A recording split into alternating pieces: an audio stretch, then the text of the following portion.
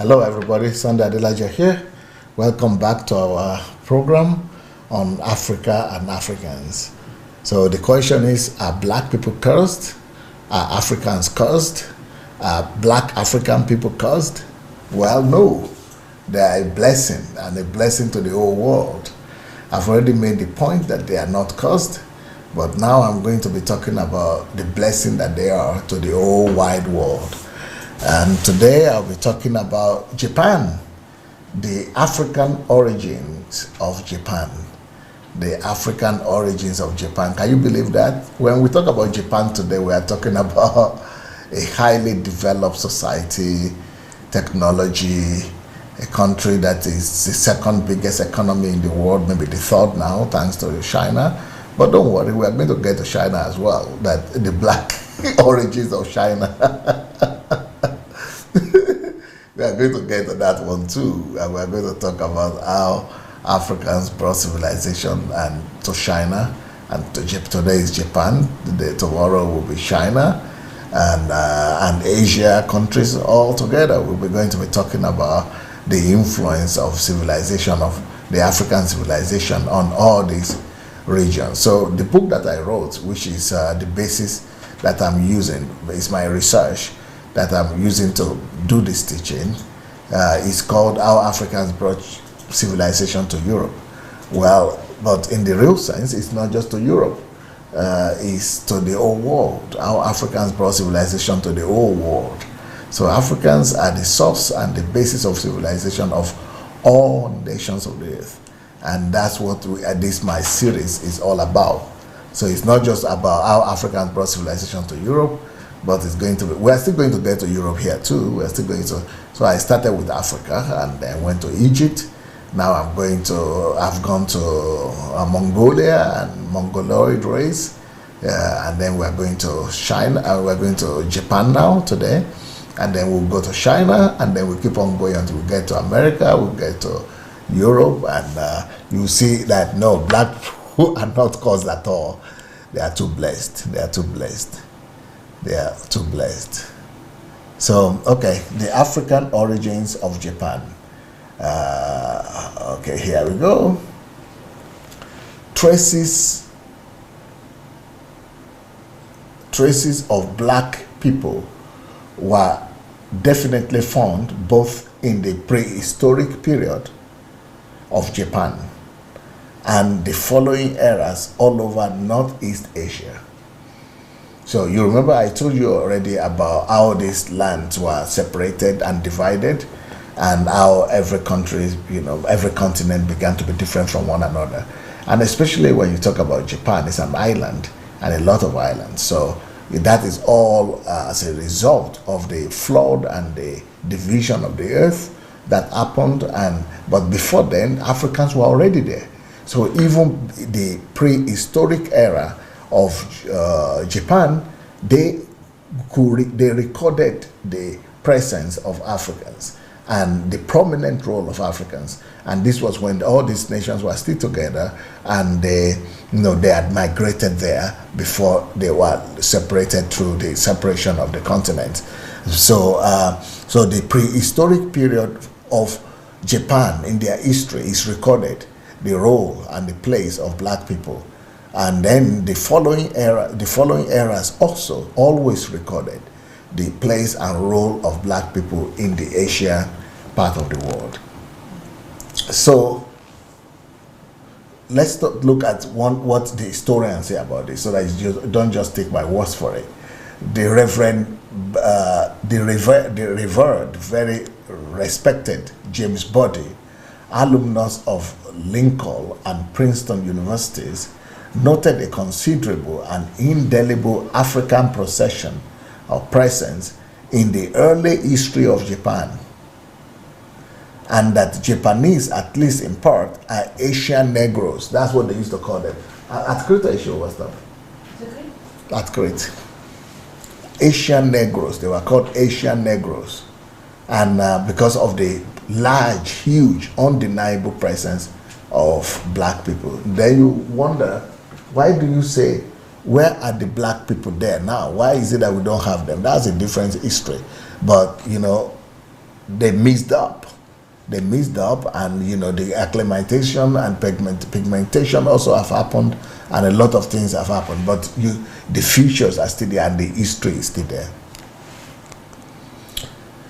They are described. The black people are described in Japan as having special features, and they were you cannot hide black people. Black people cannot be hidden. Black people is it's obvious, and they are clear. It's clear everywhere. So when their writings and in their history, Japanese history, they are always talking about the black people with special features, the coarse hair and dark-skinned color.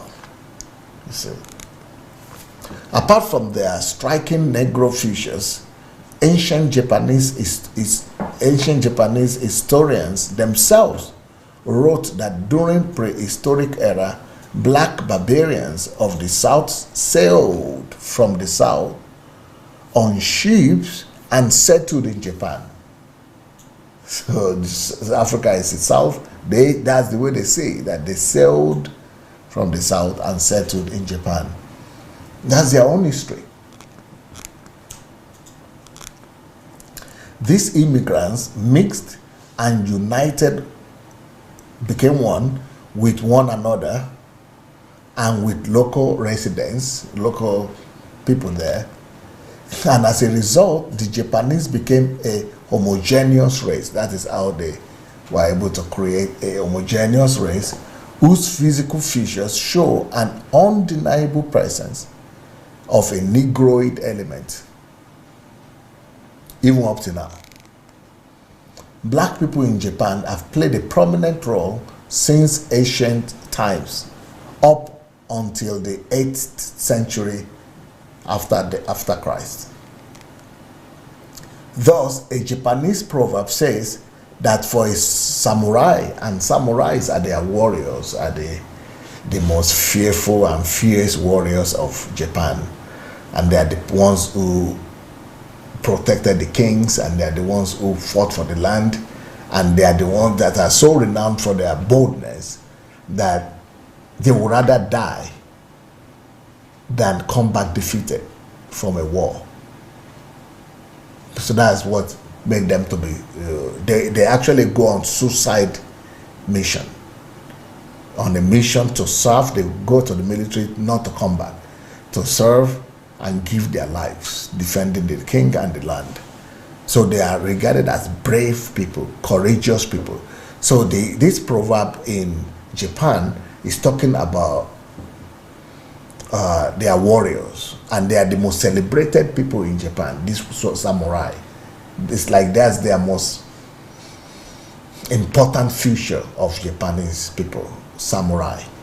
So they are now saying for anybody, and it's a dream of those days, for like a hero, like a knight. So for you to become a samurai in Japan, it says that the person has to have at least a little of black blood in him. Because black people are the people who are regarded as the most brave and most courageous and the most samurais. So the most samurais, at least you have to have some black blood in yourself before you could become a samurai. Mixture of black. So black Sakanue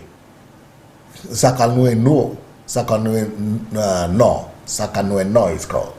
Sakanue no Tamuramaro was a prominent figure in ancient Japan. He was a warrior in the history of Japan. In Japanese history, he is characterized as an example of martial valor or military valor. And he's a black man.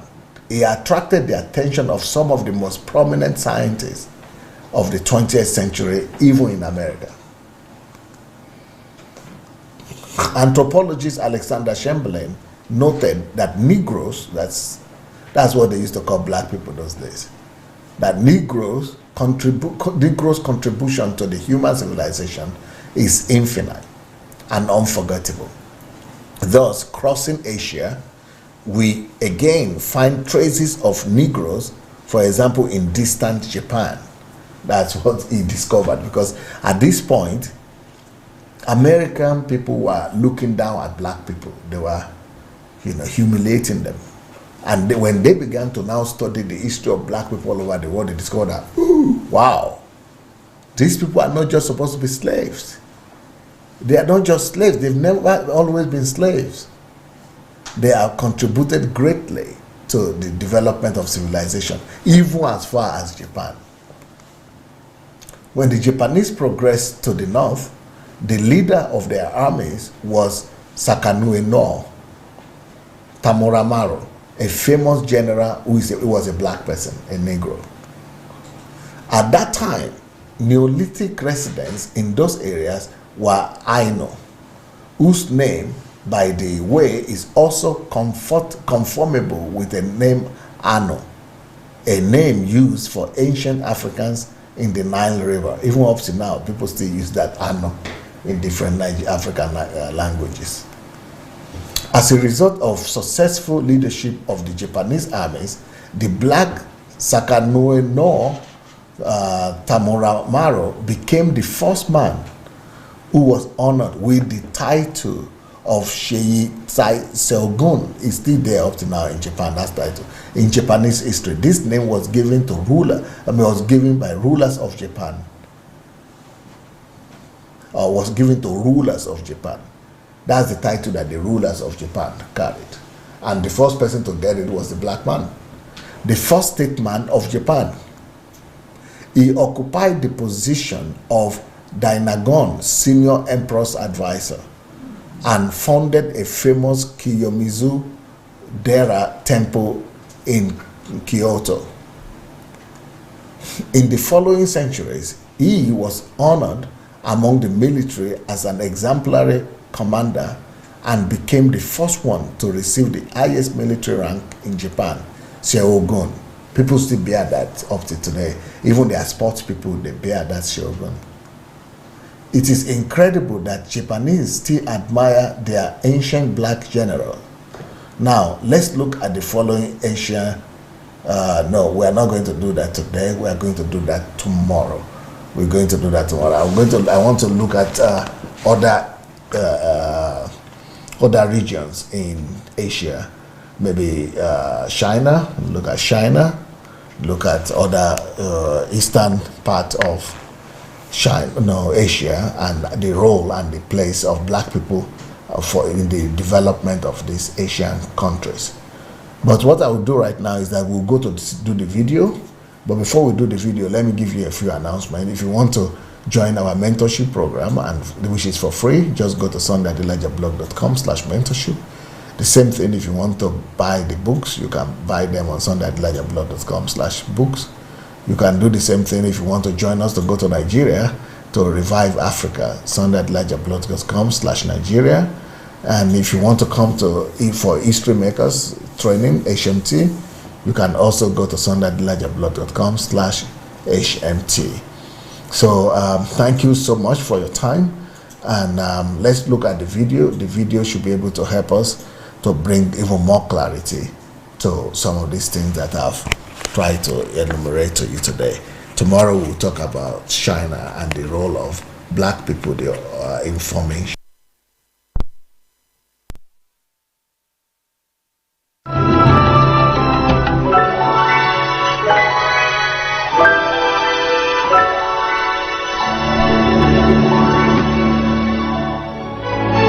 では、日本人の祖先はアフリカからどのようにして日本列島にやってきたのでしょうか。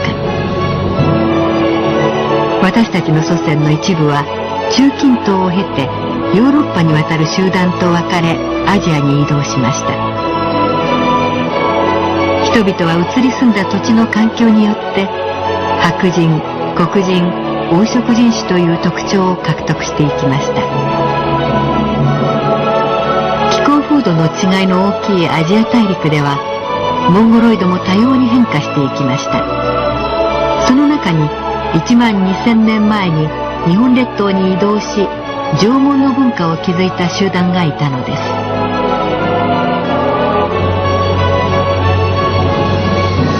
それからさらに1万年後、別の集団が再び日本列島に渡ってきました。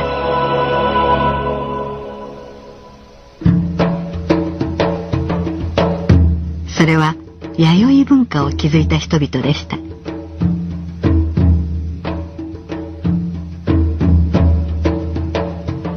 その一部は縄文を駆逐し、あるいは混じり合い、稲作の文化を広げていったのです。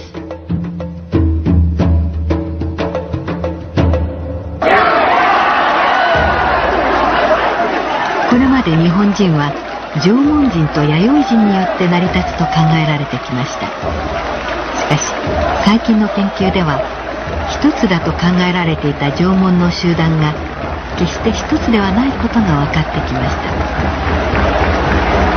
た。同じ縄文の子孫と考えられてきた沖縄とアイヌの人々の DNA を比べると、少なくとも一文字は違うのです。これはそれぞれの祖先が日本列島に渡ってきた当時からすでに別の集団だったことを示しています。蓬莱博士はさらに東アジアの5つの集団のミトコンドリア DNA を分析し、日本人の成り立ちを調べました。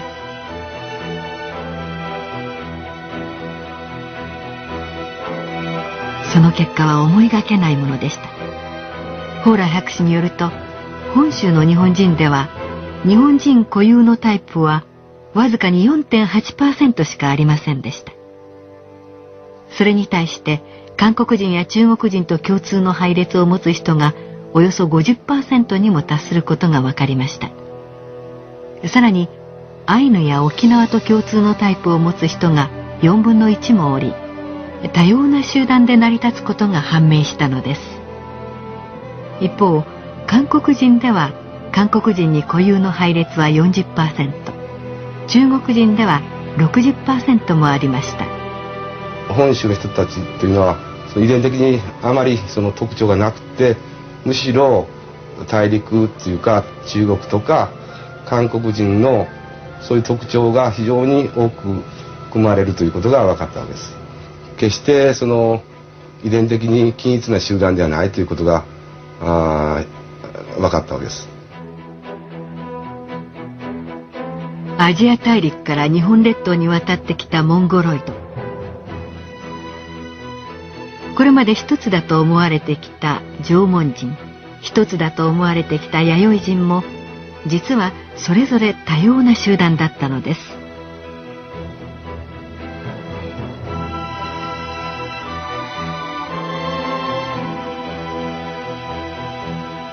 現代の日本人は決して単一な集団ではなく、中国大陸や朝鮮半島の人々と深いつながりを持っていることが分かりました。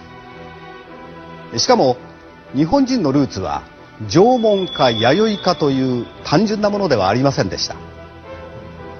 こうしてミトコンドリア DNA を手がかりに人類の設計図をたどってみると、当然のことながら人種の区別や国家による国境などは全く見えません。そこに見えるのは大自然の一員として生きている人という存在だけなのです。